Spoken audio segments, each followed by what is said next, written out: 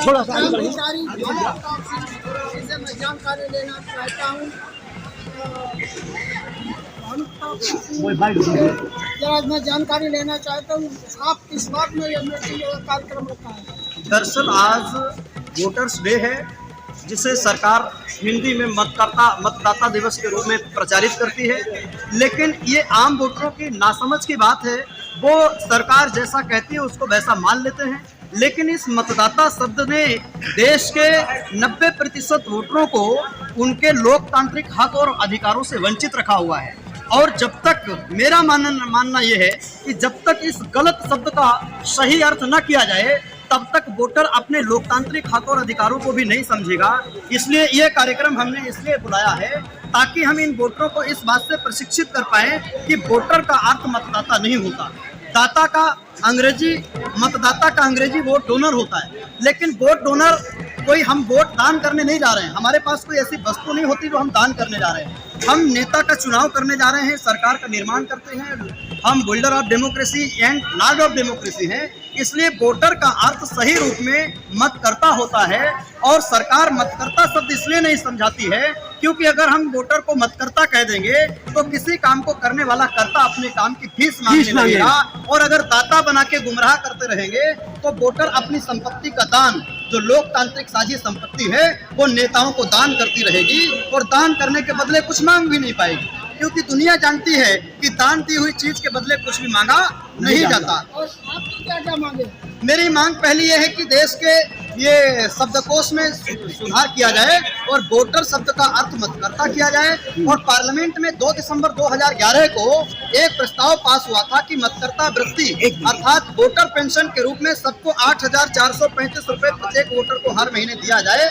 ये पार्लियामेंट में गोयल कमेटी की रिपोर्ट को तत्काल प्रभाव से मोदी जी को लागू करना चाहिए, और या तो फिर 18 वर्ष के ऊपर जितने भी लोग हैं सबको सरकारी नौकरी देनी चाहिए। अगर सरकारी नौकरी नहीं दे सकते तो 8,435 रुपए सबको देना चाहिए। ये मांग है।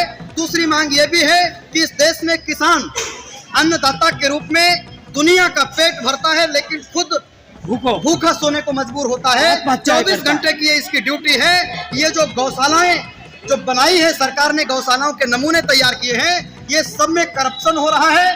कहीं प्रधान उसमें घोटाला कर रहा है, और उससे संबंधित जितने अभी अधिकारी हैं वो घोटाला कर रहे हैं। और गायें जो है, जो गायों का चारा आ रहा है वो प्रधान खा रहा है, सेक्रेटरी खा रहा है, उसके नुमाइंदे खा रहे हैं, और बेचारी गाय सड़कों पर और किसान के खेतों में जाने की मजबूर है। इसलिए सरकार इस करप्शन की तत्काल रोक करने के लिए कमेटियां गठन करे, और जितनी भी गायें हैं ये सब या तो प्रधान के घर में भर दी जाए या कलेक्टर के घर में भर दी जाए, क्योंकि जब ये प्रशासन अपनी जिम्मेदारी को निभाने में नाकामयाब साबित हो रहा है तो ऐसे हिजड़ा शासन प्रशासन से हम किसान लोग मतलब जो है संतुष्ट नहीं है। इसमें तत्काल प्रभाव से कोई कार्रवाई की जाए, नहीं तो 23 मार्च 2024 में जो आंदोलन की तारीख हमने लगाई है, उस तारीख पे एक ज्वलंत आंदोलन इस देश में चिंगारी पैदा करेगा और एक ज्वाला बन के उभरेगा। और दूसरी बात मैं ये भी कहना चाहता हूँ, जितने भी वोटर इनकम टैक्स के दायरे में नहीं आते, जो आमदनी का कर नहीं देते, ऐसे सभी वोटरों की बिजली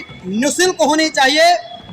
कोई भी अगर व्यक्ति अपने बिजली का उपयोग अपने कारखानों के लिए, अपने उद्योग धंधों के लिए कर रहा है तो उस पे बिल पड़ना चाहिए, नहीं तो अन्यथा अन्य प्रदेशों की तरह ही उत्तर प्रदेश की जनता को भी कम से कम 200 यूनिट बिजली फ्री होना चाहिए।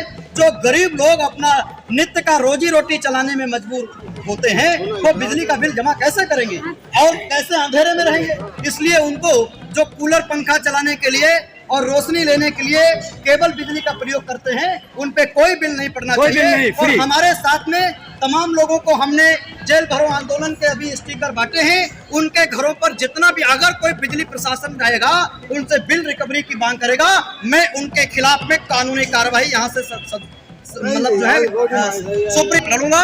और जितने भी केसीसी धारक है किसान लोग, जब खरबपतियों का 68 लाख करोड़ रुपए कर्जा माफ हो सकता है, गरीबों का क्यों नहीं हो सकता? जो गरीब किसान लोग हैं, लाख 2 लाख में जिनकी जमीनें नीलाम की जा रही हैं, ऐसे हिजड़ा प्रशासन को और शासन को मैं ये ऐलान करके बोलना चाहूंगा कि जब खरबपतियों को तुम कर्जा माफ करते हो, क्या वो तुम्हारी लड़की के पति होते हैं, तुम्हारे दामाद होते हैं जो तुम उनका कर्जा माफ करते हो और किसान का नहीं करते हो? इसलिए सभी किसानों का कर्जा भी अगर माफ। आपकी सरकार आपकी मांगे नहीं मान रही है तो आगे क्या कदम होगा? देखिए, सरकार अगर मांगे नहीं मान रही है तो सरकार के 2 काम है, या तो हम सरकार को बाधा बन जाएंगे या सरकार को हटा के पलट देंगे, हम गरीबों की एक नई सरकार बना देंगे। बस सीधी बात। 23 मार्च तक हम इंतजार कर रहे हैं। 23 मार्च को उत्तर प्रदेश के करीब 50,000 आदमी 6 जेलों में जाकर के एंट्री करेगा और तब तक शासन प्रशासन उनको खिलाएगा पिलाएगा जब तक हम अपनी मांगों में मनवा नहीं लेंगे। जरा इधर दिखाइए। वोटर एकता जिंदाबाद, वोटर एकता जिंदाबाद।